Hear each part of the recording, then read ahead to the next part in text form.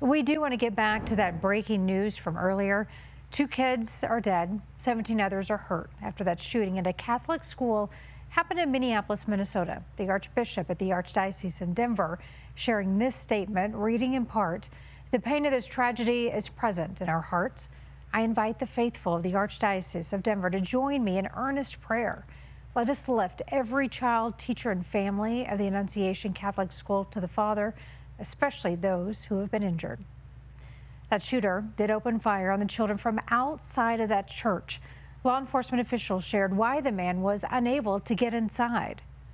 The shooter approached on one side of the church building, and on that side, at least 2 doors, it appears there had been like a 2x4 placed. So not all of the doors around the building, but on the side where the shooter did fire. And on the outside? On the outside, yes.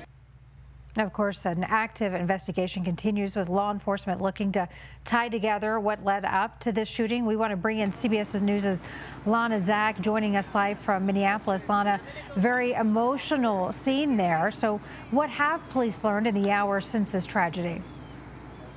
Hi there, Karen. Absolutely emotional. And the loss of those 2 lives and the 14 children that were transported to area hospitals, and many of them in critical condition, as well as 3 adults who are all senior citizens. They are in everybody's minds here.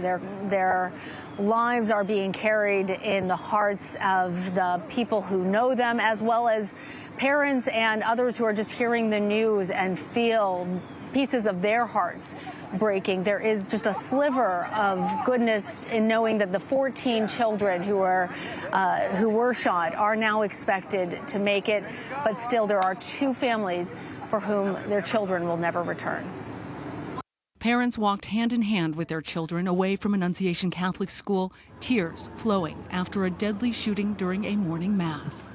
2 young children, ages 8 and 10, were killed where they sat in the pews. 17 other people were injured, 14 of them being children. Minneapolis Police Chief Brian O'Hara says the shooter was armed with a rifle, a shotgun, and a pistol, and opened fire from outside the church. It was maybe 3 minutes in, the first shot fired. 5th grader Weston Halsney says he was 2 seats away from the stained glass windows. The first one, I was like, what is that? I thought it was just something. Then when I heard it again, I just ran under the pew. And then I covered my head. My friend Victor saved me though, because he laid on top of me, but he got hit. Sources tell CBS News the shooter was 23-year-old Robin Westman.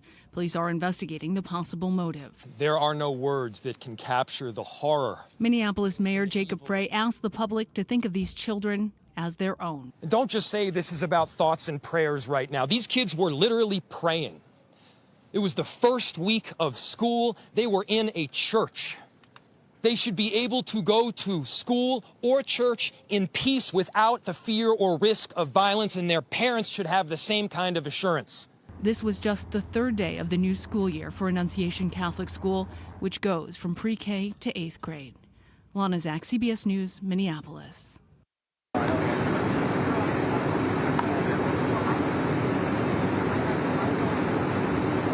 And now, Karen, we do know that police have executed 4 search warrants, including here at Annunciation Church and School. They've also executed those search warrants at 3 residential homes in which they have recovered additional weapons. There's an ongoing investigation into the motive, including some writings that the shooter had tried to post.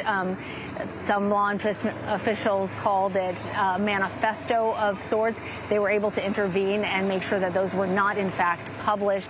But still, a search for a motive is something that won't make sense to many of the people for whom this tragedy doesn't have any sensical answers.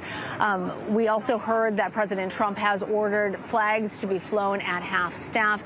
That will continue through the end of the week. Karen. All right, Lana, thank you so much. Excellent reporting by Lana there. To stay updated on the story, just go to our website. That's cbscolorado.com.